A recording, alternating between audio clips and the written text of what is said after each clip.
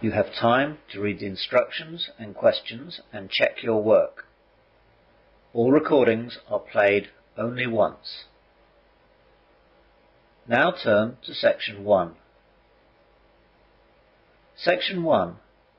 You will hear a conversation between a man and a woman discussing the repair of a television. First, you have some time to look at questions 1 to 5.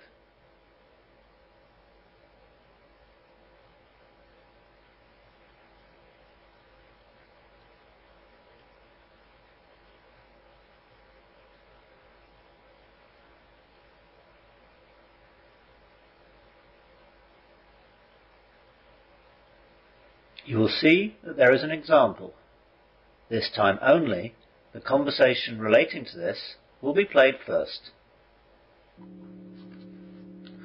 Good morning, madam. Can I help you? Yes, please. I bought this small TV set here recently, and when I got it home, I couldn't get it to work. Oh dear. Well, I'd just better take some details for this worksheet, and then we'll have a look at it. Okay. Here we are. Now, can you give me your name, please? Philippa Hutton. Could you spell Hutton, please? That's Hutton. So, Hutton is the correct answer. Now we begin. You should answer the questions as you listen, as the recording is not played twice. Listen carefully to the conversation and answer questions 1 to 5.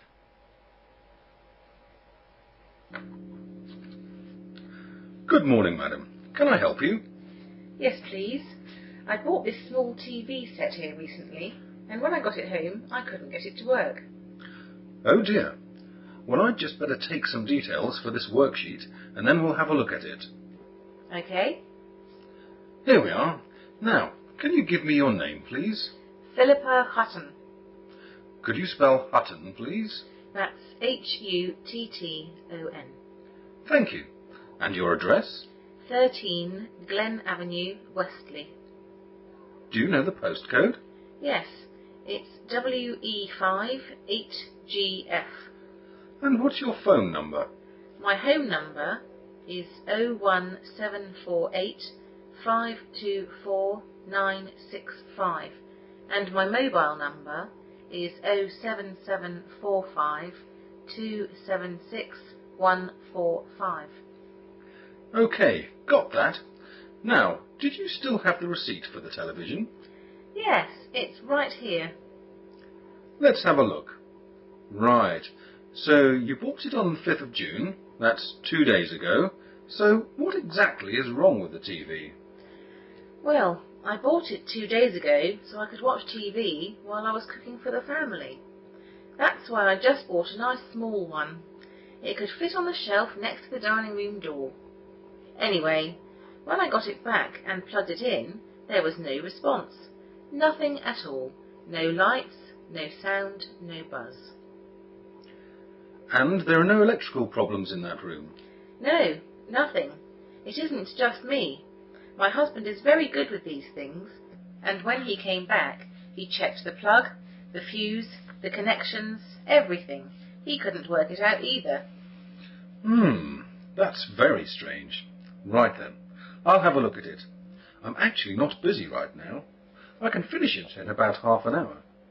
Do you want to wait here or come back later today or tomorrow?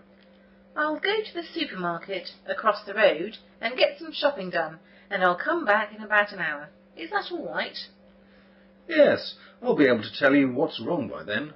By the way, your job number is J25, but it doesn't matter as I'll be here when you get back. See you later then. Before the conversation continues, you have some time to look at questions 6 to 10.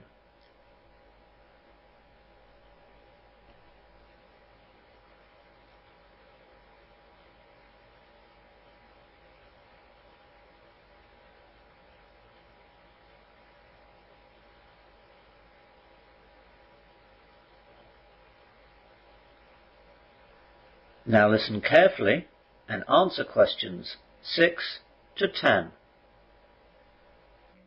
Hi there. All my shopping's done. Have you finished? Oh yes, it didn't take me long. It was actually the first thing that I checked out, so I had it all figured out in about 5 minutes. What was the problem then? It was a loose wire. It's amazing that this television even got through its tests. I suppose that nowadays not everything is tested properly, and they just assume that everything will be all right. With all the things that can go wrong, though, with bad connections, faulty chips, the screen dynamics and everything, it's amazing they all don't go wrong more often. So, what can you do about it? We can repair it by tomorrow, or we can just give you a new TV. We can send the old one back to our suppliers. That sounds best to me. I'll take a new one, please. Do you want the same model and everything? Yes, please. Oh dear, I'm afraid we don't have that one in right now, but we will be able to have it in tomorrow morning, if that's okay. That's fine. And while I'm here, I want to get something else. It's my nephew's birthday next Thursday. What would you suggest? Well, we've got lots of things here, obviously. How old is he? Let's see. He's the same age as my own son. He's 10 now, and his birthday is next week. Okay. We've got lots of computer games over there. We've got iPods in the corner if he likes music. He can download music from the internet onto his computer and then onto his iPod. There are lots of accessories for computers. He could need a new mouse, a wireless keyboard, a camera to use when he's chatting. There are lots of possibilities, and it depends, of course, on how much you want to spend. I'm pretty sure he'd like a computer game, although I know he's got loads already. I'll tell you what. I'll go back and ask his father what would be best, and I'll come back tomorrow and buy something while I'm picking up the new TV. What sort of time shall I come tomorrow then? We open at 9 o'clock in the morning. I'd hope our other shop would be able to send the new telly over this afternoon. They might only manage it tomorrow morning, though, so come over at about 11. I'll come an hour later at noon then, as I'll be swimming at 11. That's fine. I won't be here, though, at noon. I'm taking an early lunch then, and I'll be back at 1. Don't worry, I'm sure everything will be okay. Thanks very much. You're welcome, madam. Bye. Goodbye. That is the end of section 1. You will now have half a minute to check your answers.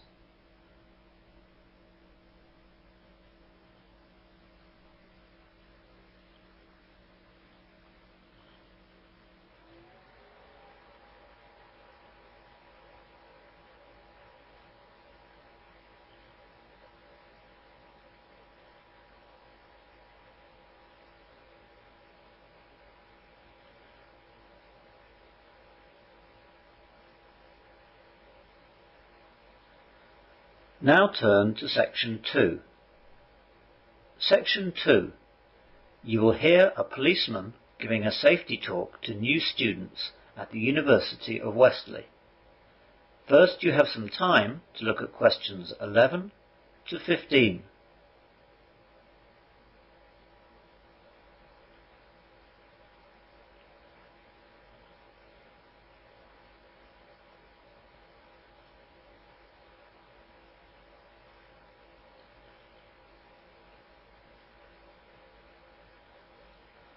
Now listen carefully to the safety talk and answer questions 11 to 15. Good morning everyone, and thank you for coming to this lecture on safety. This lecture is of course optional for all students at Wesley University, but it has been laid on by your Students' Union to help you, and both the staff at Wesley Police Station and the staff here at the University urge you to attend the other lectures like it, and also to get your friends to come too. So, that's enough from me. I'd like to introduce you to Police Constable Fair from Wesley Police Station, who is going to give you some hints on keeping safe. PC Fair. Good morning, ladies and gentlemen, and thank you for allowing me to come here to talk to you. It really is a great idea for someone from the police force to come and talk to you, as it may save you time, money, and also it may help to protect you. I hope I don't sound condescending when I point out some ideas, as a lot of things really are just common sense, but it is often forgetting these common sense things that can lead to problems. First of all, the thing that students are most likely to suffer from, whether they are in digs or in hall, is theft.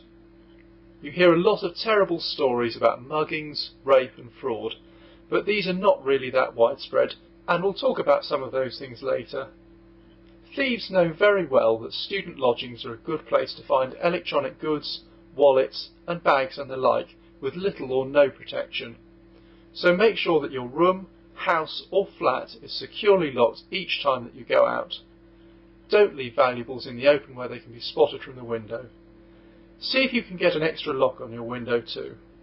If possible, when you're out, try and leave your valuable things in a cupboard which has an extra lock on it. So much for theft prevention. If you do get burgled though, there are ways to protect yourself here too. Try and get household insurance.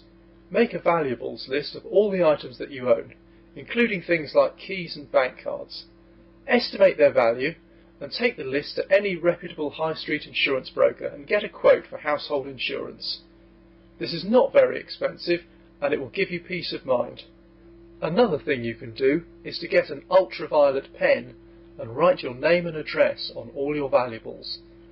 This will not be able to be seen in normal light, so your goods won't look any different, but your goods will be forever marked as your property.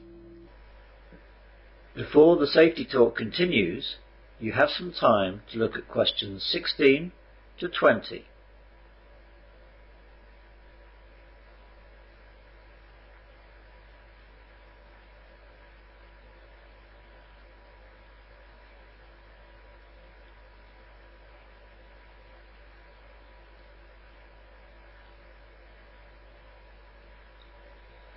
Now listen to the rest of the safety talk and answer questions 16 to 20. Now, more seriously, we must look at your personal safety. This especially applies to women. Men, of course, are usually better able to protect themselves and are under less risk in any case. First, let's look at where you live. Again, wherever you live, you should make sure that your door is locked securely, even when you're at home and even if you're not alone, as people can leave your house without you knowing. So, in hall, lock that door at all times, especially at night. If you're in digs, keep the front door locked at all times and your own bedroom as well. If your bedroom has no lock, then get one put in. Get your landlord to do it. They usually will. It's a small price to pay for safety. Look at the windows in your house. Again, especially the ones in your bedroom. Make sure the window fastens securely and try to get an extra lock fitted.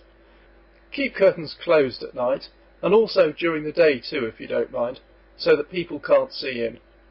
Get a chain fitted to your front door too, and always have the chain on when you're at home.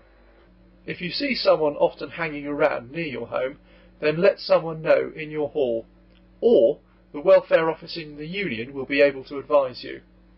We, of course, at the police station will always welcome you, and we will never scoff at your worries. We will not laugh at you, and we will take everything seriously. Next, let's look at when you're away from your home and walking about the streets. Naturally, you're more at risk at night, but even in the daytime, try to keep to busier areas which are well lit, and always try to have someone with you when you're travelling on foot. At night, do the same, but be more careful about it. If you're leaving the union late at night, take advantage of the excellent minibus service that your union puts on for you for your safety. The minibus gives priority to women and it will take you to your door. There are 2 minibuses available every night, leaving at regular intervals. If there's not one available, wait in the queue until one arrives. They will get you home safely in the end. If you're not at the union and by yourself, try to get a taxi back rather than walk.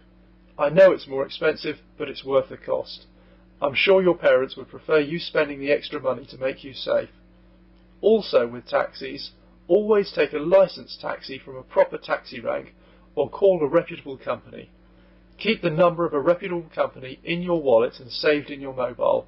Then you'll always have access to a safe way home. I hope I haven't panicked you. Very few people do actually get attacked, but of course it does happen. By following these basic safety rules, you vastly reduce your chances of being a victim. The cardinal rule is don't be alone. Always have a friend with you if possible. That is the end of section 2.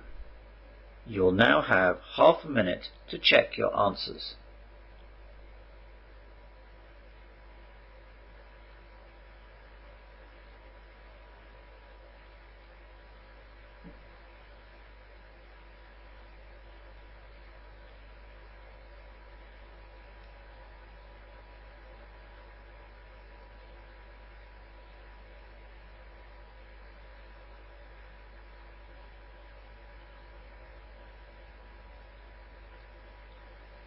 Now turn to section 3. Section 3. You will hear a student and her tutor discussing an essay. First, you have some time to look at questions 21 to 26.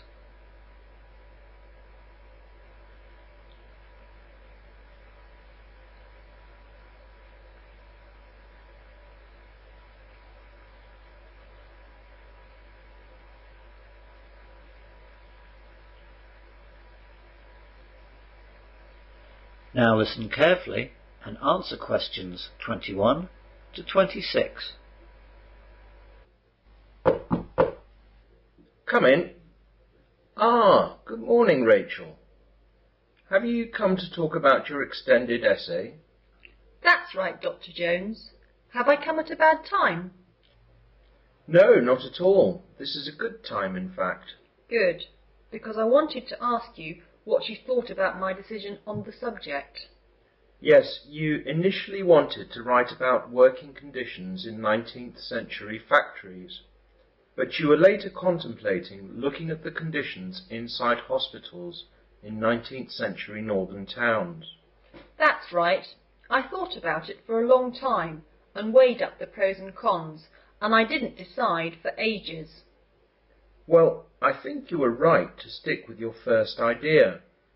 There's so many better sources available on the subject. There are plenty of articles in magazines and the odd TV and radio program on the other subjects, but everything is rather superficial. There's no real academic knowledge to draw on. Yes, I found that out. I found lots of books, but nothing really to help me, even on the internet. In the end, when I decided on my first choice topic, I found lots of really good stuff in magazines, books, and the internet. Particularly one book, which is the major reference that you'll see quoted all over the place. Well, I'm glad you came to that decision. Let's have a look at that essay now. What did you think? I've spent ages on it, but I'm only about 80% happy with it. Well, I wouldn't be too down about it. I think most of it is pretty good. I like the introduction, which really set out your ideas clearly. The middle needs some attention, but the end was really first-rate. What are the areas that need more work, then? The main problem lies with your analysis of the statistics. You quote all the right numbers, and you've got lots of fine tables and everything, but you need to look more closely at what the numbers mean and what implications they hold. Look at them again and try and explain more clearly the important parts. After that, you need to have a look at your bibliography, which is a bit shoddy. Yes, I was afraid of that. I always think that once I've finished the essay, then I'm done, and so I don't put enough care into things like the bibliography. Still, I've plenty of time to get that and the other stuff sorted out. You've plenty of time, but don't leave it until the last minute, because you'll need to check it all again carefully when you're finished, and it would be a good idea if I looked over it again before its final submission. The deadline is the 28th of April, so shall I get it to you on the 24th? Will that be okay? Well, that won't leave you much time to change anything if I find anything else to do. How about a few days earlier than that? The 21st of April? I'll be able to get it back to you the day after, on the 22nd then. That sounds great. Thank you. You now have some time to look at questions 27 to 30.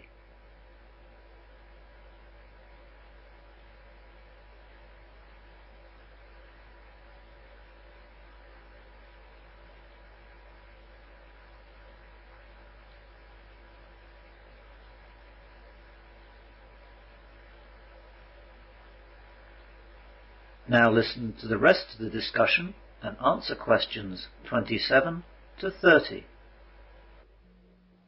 I'd also like to ask you about that presentation that I have to give next month. Yes, what's the problem? Well, I've started work on it as I want to do a good job, but I can't seem to find much information on the subject in the library. OK. I'll jot down some ideas for you then. What subject are you presenting again?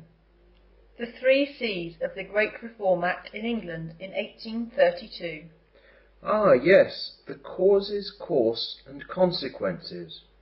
Well, there should be plenty of material in the library on that, as it's such an important subject. Well, there should be, but it looks as though some first years are doing an essay on it, and so most of the books are out. I also don't want the run-of-the-mill books. I want my presentation to be a bit more in-depth. The best book for you would be Great 19th Century Reform by Mark Needham. That book you can't take out. It's in the reference section only. You'll have to read it actually in the library itself. Then there was a great article in History Monthly on the Great Reform Act by Jim Wood. The issue was August 2003, I think. You'll find it in the library stack system. That's great. Anything else? Yes, there's another really good book on the subject that looks at the whole thing from a slightly different point of view. I remember when it came out it ruffled a few feathers. It's called Political Reform and it's by Rob Jenkins. The thing is, though, that I know our library hasn't got it. As you're preparing so far in advance, though, you'll be able to order it through Interlibrary Loan. Just go to the library reception and they'll give you the forms to fill out. It'll come in about a week, I expect. OK, I'll do that straight away. Finally, there's the book, Reform and the 19th Century, which I actually wrote. The library used to have a copy, but it's been lost, I think. I've got a copy at home, so I'll bring it in tomorrow. If you pop in tomorrow morning sometime, I'll let you borrow it for a week or so. Oh, that's fantastic. I didn't know you were an author, Dr. Jones. Yes, I've done a few things. You'd better not lose it or spill coffee on it or anything, though. I'll take very good care of it. I promise you. I know you will, or I wouldn't lend it to you. So I'll see you tomorrow then. Yes. Thanks again. See you tomorrow. Bye. Bye. That is the end of section 3. You will now have half a minute to check your answers.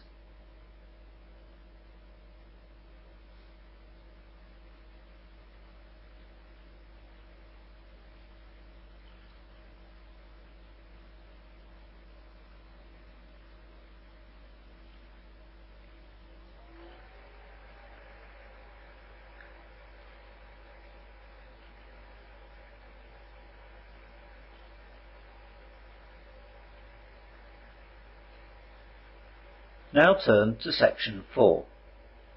Section 4. You will hear part of a food science lecture. First, you have some time to look at questions 31 to 36.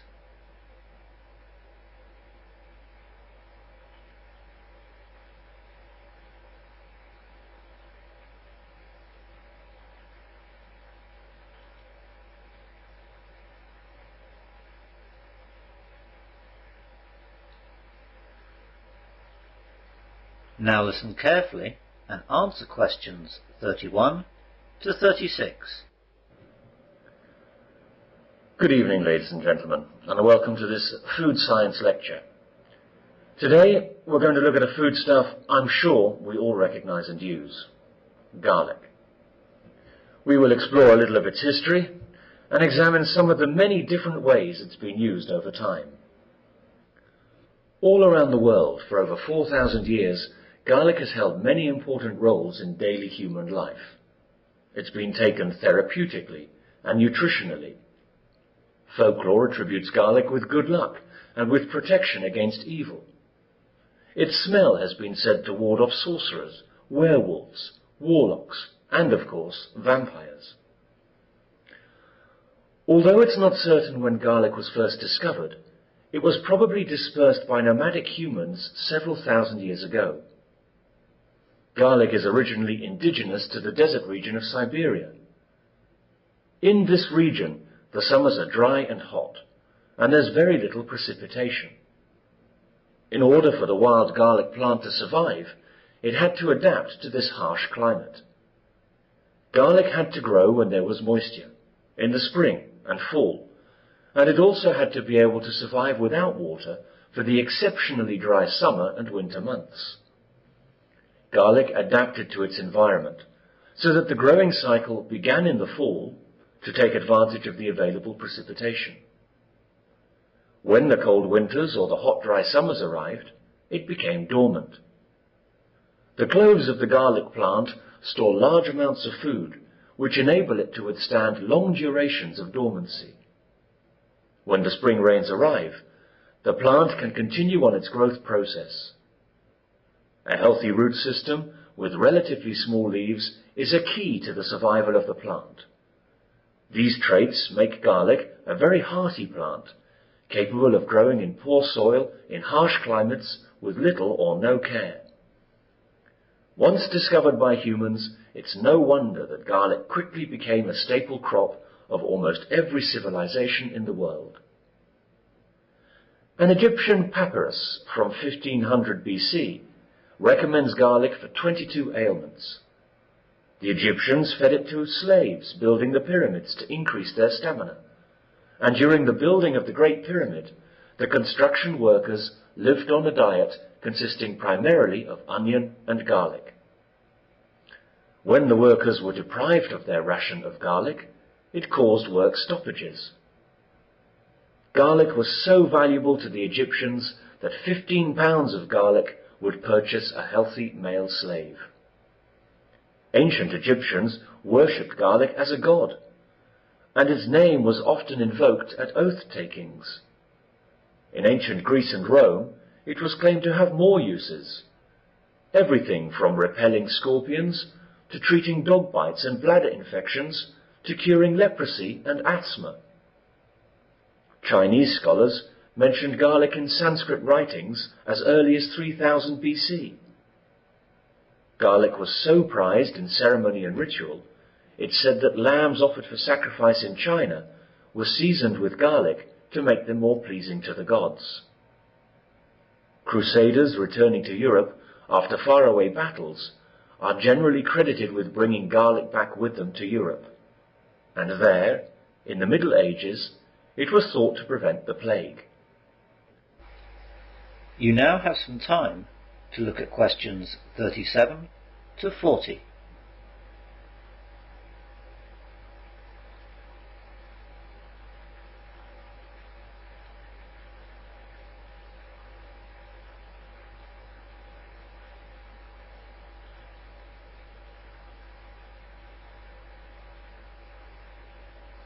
Now listen to the rest of the lecture and answer questions 37 to 40. Modern research has confirmed the health benefits of garlic that our ancestors believed in.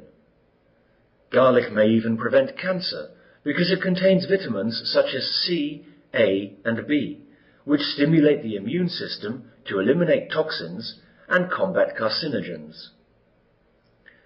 Research in 1858 by Louis Pasteur documented that garlic also kills bacteria. During World War II, when penicillin and sulfur drugs were scarce, garlic was used as an antiseptic to disinfect open wounds and prevent gangrene. The properties responsible for these medicinal effects are not clearly understood. Recent research identifies hundreds of volatile sulfur compounds in the herb. For this reason, it may also become a valuable treatment for AIDS. A study in China showed that people with the highest levels of dietary garlic have a reduced risk of stomach cancer. It can also kill 60 types of fungi and yeast, among them the common cause of athlete's foot. Japanese scientists test its effects on patients with lumbago and arthritis. Experts are split on the recommended daily amount of dietary garlic, from 1 to 10 cloves. However, most agree that fresh garlic is better than in supplement form. How garlic is prepared also affects how it can be used. When the clove is cut or crushed, an enzyme contained within the plant cells combines with an amino acid. This creates a new compound called allicin, which has been shown to kill 23 types of bacteria, including Salmonella and Staphylococcus. When garlic is heated, a different compound is formed that can prevent arteries from clogging and reduce blood pressure and cholesterol levels. The blood-thinning quality of garlic may also be helpful in preventing heart attacks and strokes. Indian doctors have long pointed to studies that demonstrate garlic has a preventative effect on the development of arteriosclerosis, thrombosis, and hypertension. Now let's look at some other things. That is the end of section 4. You will now have half a minute to check your answers.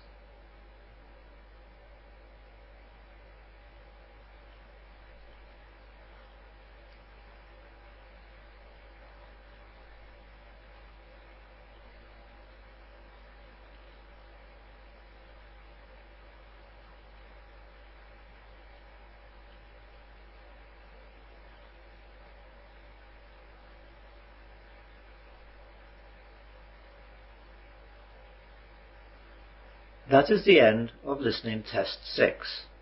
In the IELTS test, you would now have 10 minutes to transfer your answers to the listening answer sheet.